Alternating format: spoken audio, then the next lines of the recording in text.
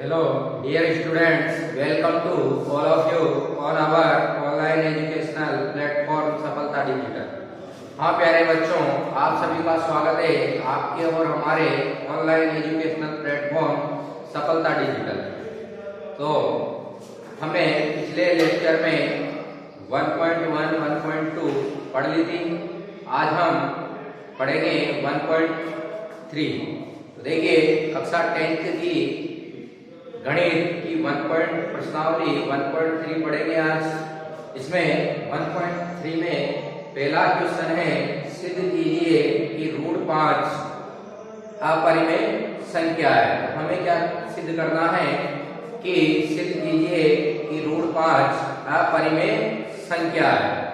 अपरिमेय संख्या सिद्ध करने के लिए पहले हम इसको क्या मानते हैं, परिमेय संख्या मानते हैं, और उसके बाद में इसको अपरिमेय सिद्ध करेंगे। तो पहले हम इस √5 को क्या मान लेते हैं, परिमेय संख्या मान लेते हैं। तो देखिए पहला क्वेश्चन 1.3 का,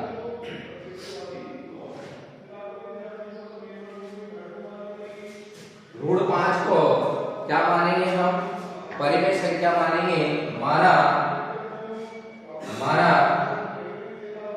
√5 परिमेय संख्या है।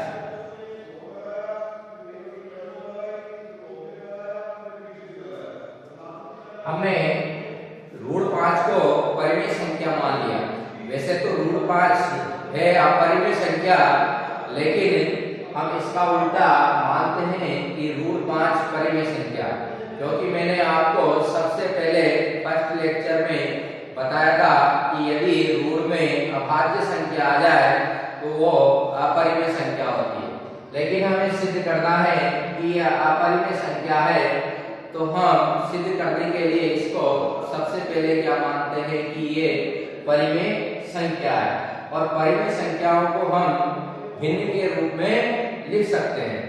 तो परिमेय संख्याओं की परिभाषा भी मैंने बताई थी कि ऐसी संख्याएं जिन्हें भिन्न के रूप में लिख सकते हैं या फिर P/Q के रूप में लिख सकते हैं, उसे परिमेय संख्या कहते हैं।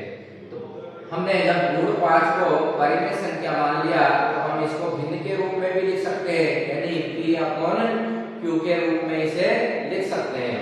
तो देखिए √5 बराबर क्या लिख सकते हैं हम, √5 या P/Q बराबर √5 इस रूप में लिख सकते हैं, इसको भिन्न के रूप में, यानी कि P/Q बराबर क्या है, √5। तो ये जब हमने परिमेय इसको मान लिया, इसका मतलब इसको भिन्न के रूप में लिखा जा सकता है, यानी P/Q के रूप में लिखा जा सकता है। तो देखिए इसके बाद में हम क्या करेंगे, इसमें P और Q क्या मानेंगे। देखिए जहां P और Q सहअभाज्य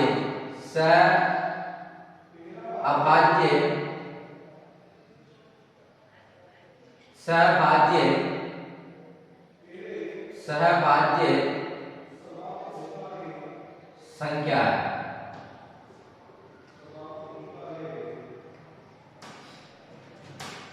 तो इसको जो P और Q को हमने क्या मान लिया कि ये सहभाज्य संख्या है। सहभाज्य का अर्थ क्या होता है, सहभाज्य ऐसी संख्या जिसमें कॉमन एक के अलावा और कोई संख्या नहीं आए, वो संख्याएं क्या कहलाती है, सहभाज्य संख्याएं कहलाती है। ऐसी दो संख्याएं जिनका जो कॉमन है या एचसीएफ कह सकते हैं, एक के अलावा और कोई संख्या नहीं हो, उसे कहते हैं सहअभाज्य संख्या। तो हमने P और Q को क्या मान लिया, सहअभाज्य संख्या। इसका अर्थ है कि P और Q का एक के अतिरिक्त कोई और गुणनखंड नहीं है, यानी कि जब हमने P और Q को सहभाज्य संख्याएं माना तो इसका अर्थ है कि इसके P और Q के एक के अलावा कोई अतिरिक्त गुणनखंड नहीं है। तो अब हम इसको सिद्ध करेंगे। देखिए तो क्या करेंगे, इस q को इधर लेके जाएंगे। अब q को बटे की संख्या को जब हम बराबर के दूसरी तरफ लेकर जाते हैं तो जो बटे की संख्या है वो किस में जाती है, मल्टीप्लाई में जाती है, यानी कि गुणा में जाती है। और गुणा की संख्या किस में जाती है, भाग में जाती है। और प्लस की संख्या बराबर के उधर ले जाते हैं तो माइनस हो जाती है, और माइनस की संख्या प्लस हो जाती है। तो हम इस q को बराबर के इधर लेके जाएंगे तो ये किस में जाएगी, गुणा में, यानी कि p बराबर इसको क्या ले सकते हैं हम, √5q।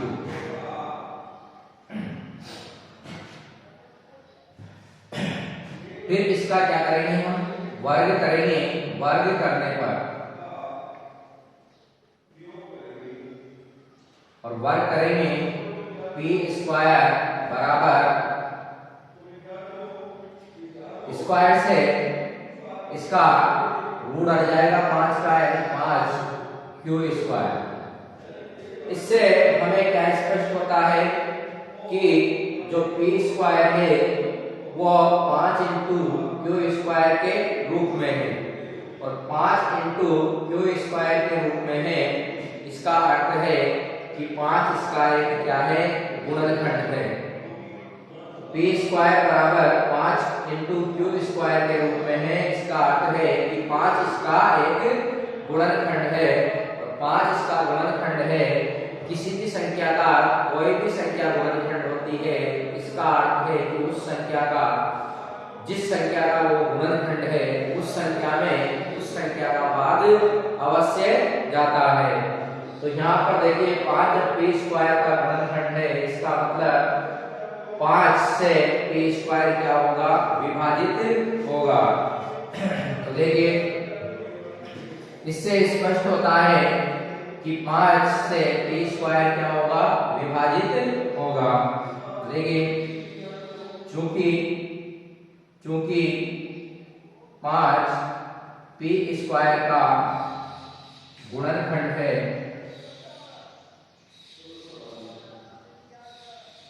इसलिए p² 5 से क्या है, विभाज्य है या विभाजित है।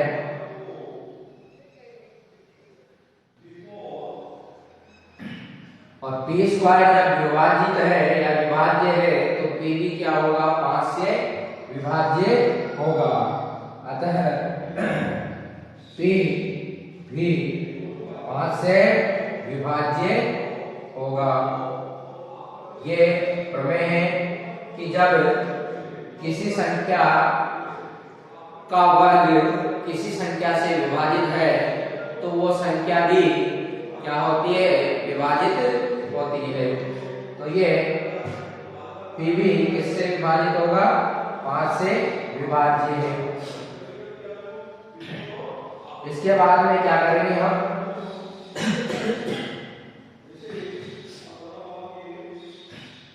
इस p को हम क्या मान लेंगे, p बराबर जब ये 5 से विभाजित है तो इसको 5 इंटू r कोई पूर्णांक ले सकते हैं, यानी कि इसको p को 5 इंटू r के रूप में लिख सकते हैं।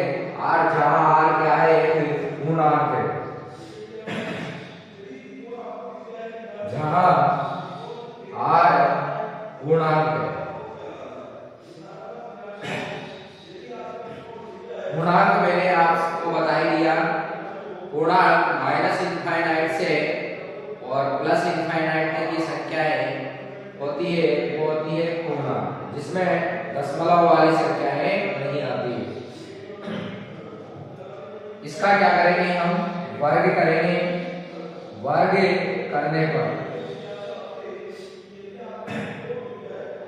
p का स्क्वायर p² और 5 का स्क्वायर 25 r²। इसके बाद में देखिए p² बराबर कितना है, 5q²। इस p² के स्टार्ट पर हम क्या लिख सकते हैं, 5q² बराबर 25 r²। 5 से 25 कट जाएंगे कितनी बार, 5 बार, और क्यू स्क्वायर बराबर 5 आर स्क्वायर।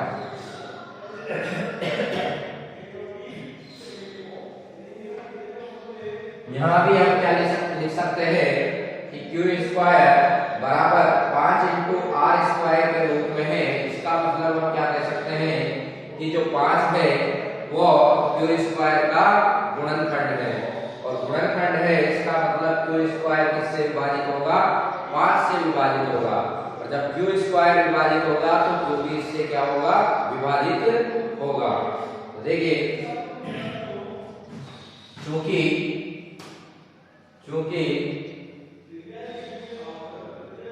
5 क्यू स्क्वायर का गुणनखंड है,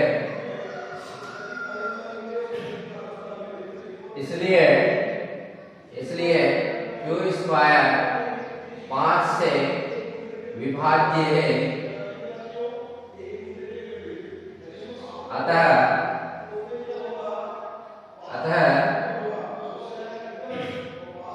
क्यू भी 5 से विभाज्य है। और अब देखिए यहां पर हमने क्या माना था कि P और Q कैसी संख्या है, सअभाज्य संख्या है। सअभाज्य संख्या है इसका मतलब इसका एक के अलावा कोई भी गुणनखंड नहीं है, जबकि हमारे पास देखिए P और Q के गुणनखंड आए हैं। जो P और Q का गुणनखंड है वो कितना है, 5 है, और हमने P और Q को सहभाज्य संख्या माना था कि इसके एक के अतिरिक्त कोई गुणनखंड नहीं है, लेकिन हमारे पास इसका 5 एक गुणनखंड आ गया है। तो ये इस तथ्य का विरोध करता है कि P और Q सहभाज्य संख्या है। अतः हमारी कल्पना क्या है, गलत है। हमने इसको गलत मान लिया, इसलिए ये क्या है, अपरिमेय संख्या है। देखिए हम क्या लिखेंगे, ये इस तथ्य का विरोध करता है, ये इस तथ्य का विरोध करता है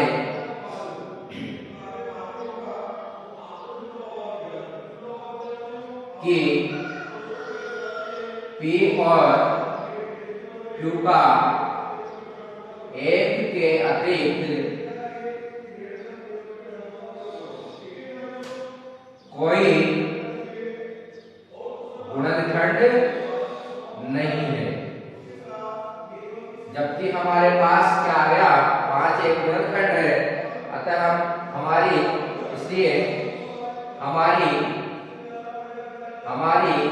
कल्पना गलत है। हमने जो इसको माना है, जो कल्पना की है परिमेय संख्या मानकर, वो क्या है, गलत है। इसलिए चूंकि हमारी कल्पना गलत है, इसलिए हम कह सकते हैं कि √5 अपरिमेय संख्या है।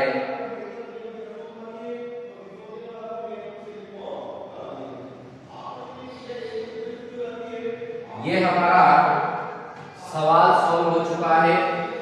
अतः हम क्या कह सकते हैं, हमारी कल्पना गलत होने के कारण हम क्या कह सकते हैं कि √5 कैसी संख्या है, अपरिमेय संख्या है।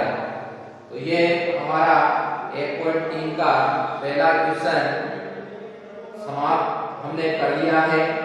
ये यहीं पर ही हो गया समाप्त। अब हम इसका नेक्स्ट क्वेश्चन करेंगे। देखिए नेक्स्ट क्वेश्चन, इसको नोट कर लेना चाहो तो देखिए, और एग्जाम में ये क्वेश्चन आ भी चुका है, तो बहुत ही इंपॉर्टेंट क्वेश्चन है। सिद्ध कीजिए कि √5 अपरिमेय संख्या है। सबसे ज्यादा यही क्वेश्चन पूछा गया है एग्जाम में, तो इसको अच्छी तरह कर लीजिएगा। इसके बाद हम नेक्स्ट क्वेश्चन करते हैं।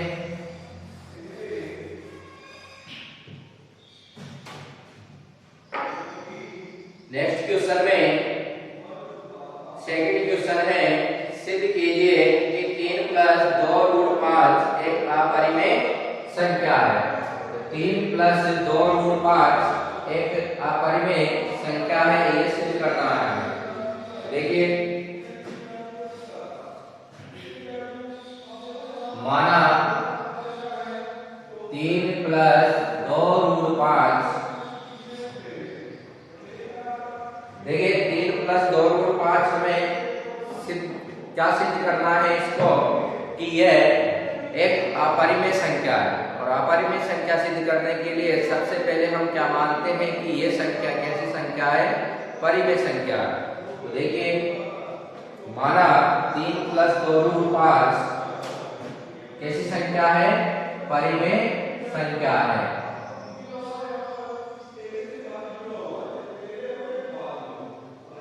और परिमेय संख्या है, इसका अर्थ है कि इसको भिन्न के रूप में लिखा जा सकता है। भिन्न के रूप में यानी P/Q के रूप में इसको हम लिख सकते हैं। तो देखिए, P/Q बराबर 3 प्लस 2 रूट 5, ऐसा हम इसको लिख सकते हैं, क्योंकि हमने इसको क्या मान लिया, परिमेय संख्या मान लिया है। तो ये परिमेय संख्या है, अतः इसको हम भिन्न के रूप में यानी P/Q के रूप में लिख सकते हैं। इसके बाद में क्या करेंगे, इस 3 को इधर लेके आएंगे, इसमें आएगा प्लस का है तो माइनस में, यानी P/Q minus P is equal to 2 root 5। अब देखिए, इसके बाद में हम इसको सॉल्व कर लेंगे। तो सॉल्व करेंगे, चाहे तो एलसीएम लेके कर लेना, चाहे तो डायरेक्ट कर लेना। Q तो एलसीएम आ जाएगा, Q को 3 से मल्टीप्लाई करेंगे तो 3Q, यानी कि आएगा P ऐसा कैसा आ जाएगा, P माइनस 3Q। इसके बाद में है इस 2 रूट 5, इस 2 को भी इधर भेजेंगे तो ये गुणा में है, इसमें आएगा बटे में, P minus 3Q upon 2Q, 2 root 5। अब देखिए इसको, ये P और Q क्या है, जहां P और Q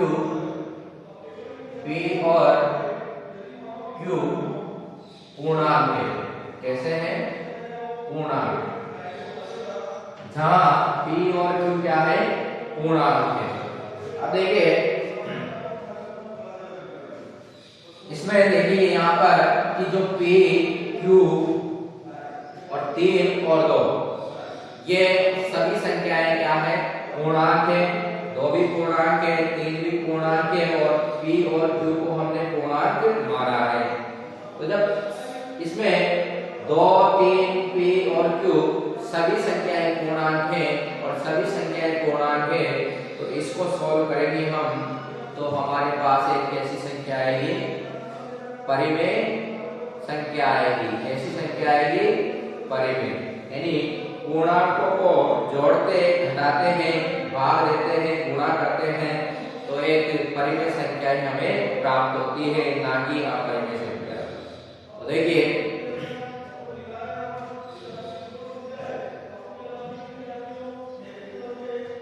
इसको हम सॉल्व करेंगे तो हम क्या लिख सकते हैं, चूंकि P, Q, 3 और 2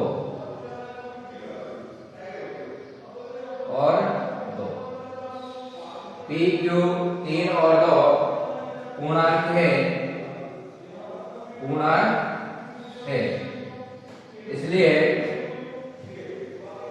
इसलिए P minus 3Q upon 2Q परिमेय संख्या है।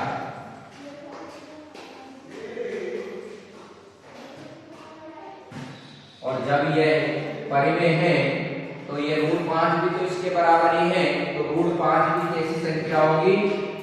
परिमेय संख्या होगी। अतः √5 भी √5 परिमेय संख्या है।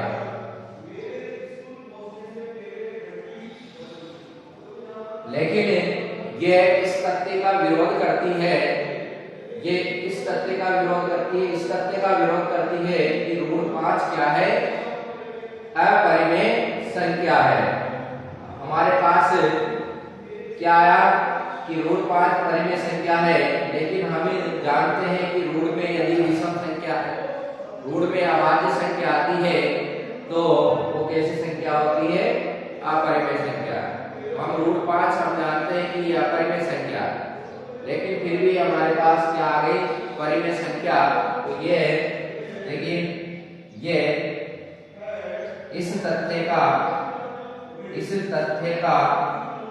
विरोध, ये इस तथ्य का विरोध करता है कि √5 अपरिमेय है। अतः हमारी कल्पना गलत है। इसलिए हम क्या कह सकते हैं कि √5 अपरिमेय संख्या है। इसलिए √5 अपरिमेय संख्या है।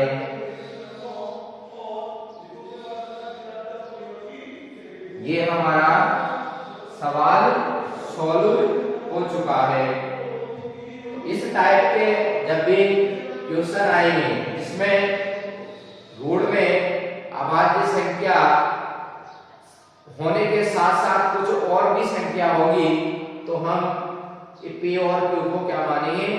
पूर्णांक मानेंगे। लेकिन यदि ऋण में सिंगल संख्या होगी, ऋण में जैसे 2, 3, 5, 7 अभाज्य संख्याएं होगी और ऋण अकेला ऋण में सिंगल ही संख्या होगी, इस प्रकार की 3, 2 प्लस में गुणा में संख्या ही नहीं होगी, तो इसको जो फर्स्ट वाला क्वेश्चन किया है उस मेथड से करना है। और जैसे मल्टीप्लाई योग में ऐसी संख्या आती है तो उसको इस मेथड से करना है। इसमें P और Q को हम क्या मानेंगे? पूर्णांक। और जो फर्स्ट क्वेश्चन था उसमें P और Q को क्या मानते थे? सहभाज्य संख्याएं मानते थे। तो ये हमारा सेकंड क्वेश्चन हो चुका है।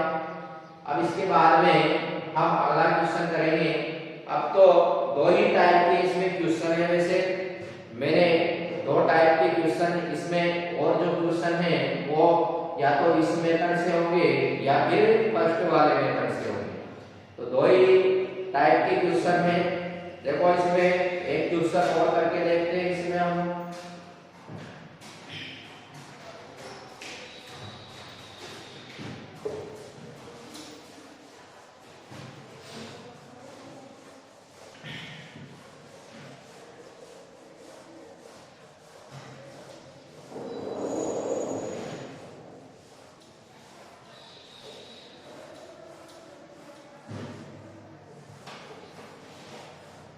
देखिए, इसके बाद में है तीसरा क्वेश्चन, और तीसरे में 3 क्वेश्चन है। तो 3 क्वेश्चन है। तो फर्स्ट वाला जो क्वेश्चन है वो तो जो सबसे पहले क्वेश्चन बताया है उसी के मेथड से होगा, और जो दूसरा और तीसरा क्वेश्चन है वो जो अभी सेकंड वाला बताया उस मेथड से होगा। तो देखिए हम इसे तीसरे का फर्स्ट वाला ही कर लेते हैं। तो देखिए 1/√2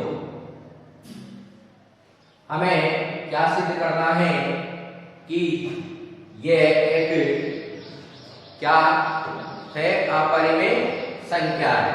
यानी 1/√2 है जो क्या है? एक अपरिमेय संख्या है। ये हमें सिद्ध करना है। तो देखिए सबसे पहले हम क्या मानते हैं, यानी कि परिमेय संख्या को हम इसको परिमेय संख्या मानेंगे और परिमेय संख्या को किसके रूप में लिख सकते हैं, हम भिन्न के रूप में लिख सकते हैं, यानी p/q के रूप में लिख सकते हैं। तो देखिए 1/√2 है हमारे पास और इसको हम भिन्न के रूप में लिखेंगे। तो सबसे पहले तो क्या करते हैं, हम मान लेते हैं कि माना, देखिए अपरिमेय संख्या का हम गुणा करें, भाग दें, जोड़ें या घटाएं, तब भी हमें कैसी संख्याएं प्राप्त होती है, अपरिमेय संख्याएं प्राप्त होती है। यदि परिमेय संख्या में अपरिमेय संख्या को जोड़ें, घटाएं या गुणा करें या भाग दें, तो कैसी संख्या प्राप्त होती है, हमें अपरिमेय संख्या प्राप्त होती है। तो देखिए हम सिद्ध करेंगे कि 1/√2 कैसी संख्या है, अपरिमेय संख्या है। सबसे पहले हम मानेंगे कि माना 1/√2 परिमेय संख्या है। ये हमने इसको मान लिया। इसके बाद में क्या करेंगे, हम इसको p/q के रूप में लिखेंगे। तो 1/√2 is equal to p/q। p/q is equal to 1/√2। इसके बाद में देखिए इसे p और q को हम क्या मानेंगे, p और q सहअभाज्य है। और सहअभाज्य का अर्थ मैंने समझा ही दिया आपको कि ऐसी दो संख्याएं जिनका गुणनखंड 1 के अलावा कुछ नहीं हो, उसे क्या कहते हैं, सहअभाज्य संख्याएं। देखिए हम इसको सॉल्व करेंगे, इसको क्या करेंगे, गुणा कर देंगे, किससे, √2 से। तो इसको ऐसे लिख लेते हैं 1/√2 इज इक्वल टू p/q। इसको क्रॉस मल्टीप्लाई कर देते हैं और क्रॉस मल्टीप्लाई यानी q को 1 से और √2 को p से। q को 1 से गुणा करेंगे q और p को √2 से गुणा करेंगे √2p। फिर क्या करेंगे, इसका वर्ग कर देंगे। तो वर्ग करने पर और वर्ग करेंगे q का स्क्वायर, q स्क्वायर और इसका वर्ग से गुणा हो जाएगा, क्या आएगा, 2 p का स्क्वायर, p स्क्वायर। देखिए q स्क्वायर जो है वो किसके रूप में है, 2 × p स्क्वायर के रूप में। और 2 × p स्क्वायर के रूप में इसका क्या है कि 2 जो है वो इसका एक गुणनखंड है और गुणनखंड है और गुणनखंड से कोई भी संख्या हमेशा विभाजित होती है उसके गुणनखंड से, उसका वर्ग भी क्या होता है, विभाजित होता है। तो हम क्या ले सकते हैं, चूंकि 2 q स्क्वायर का गुणनखंड है, इसलिए q स्क्वायर 2 से विभाज्य है। अतः जब q स्क्वायर विभाज्य है, इसका अर्थ है q भी 2 से विभाज्य है, 2 से विभाज्य है।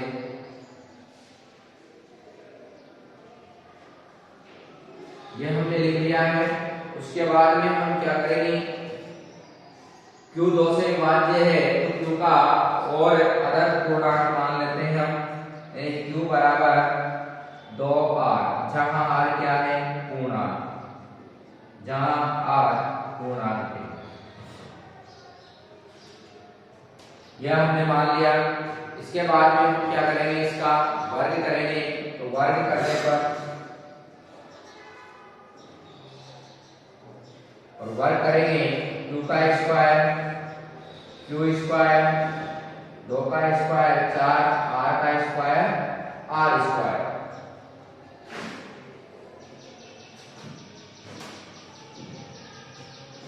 इसके बाद में देखिए q स्क्वायर किसके इक्वल है, 2p के स्क्वायर के इक्वल है, तो q स्क्वायर के स्थान पर हम क्या लिख सकते हैं, 2p स्क्वायर बराबर 4r स्क्वायर। 2 से 4 कट गए कितनी बार, 2 बार। ये आ गया हमारे पास p स्क्वायर बराबर 2r स्क्वायर। p स्क्वायर बराबर कितना आ गया, 2r स्क्वायर। तो हम क्या कह सकते हैं, देखो p स्क्वायर 2 r स्क्वायर के गुणा के रूप में है, तो गुणा के रूप में इसका मतलब 2p स्क्वायर का गुणनखंड है, क्योंकि 2p स्क्वायर का गुणनखंड है। इसलिए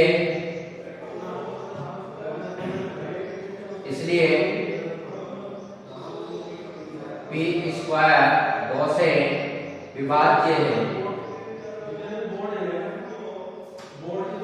और p स्क्वायर 2 से विभाज्य है, तो p भी, अतः p भी 2 से विभाज्य है।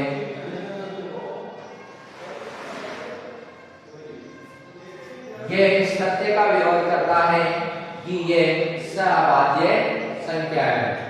कौन सी, p और q, क्योंकि सहभाज्य संख्याओं में एक के अतिरिक्त कोई गुणनखंड नहीं होता है। लेकिन यह इस तथ्य का विरोध करता है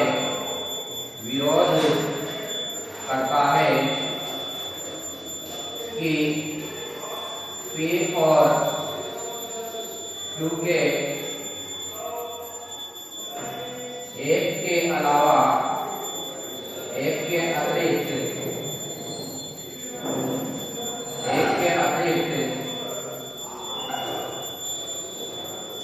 अतिरिक्त गुणनखंड नहीं है। अतः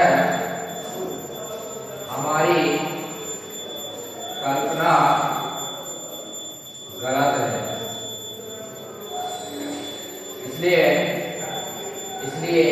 1/√2 कैसी संख्या है, अपरिमेय संख्या है।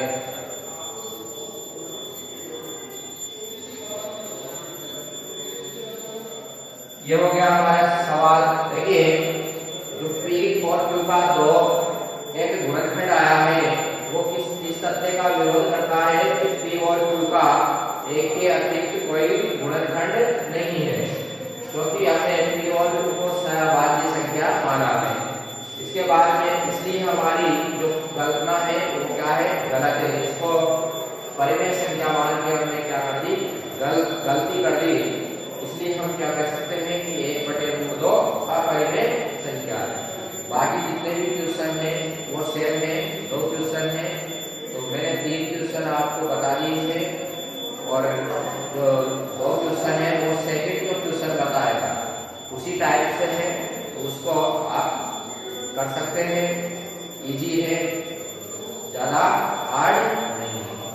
आज के लिए इतना ही।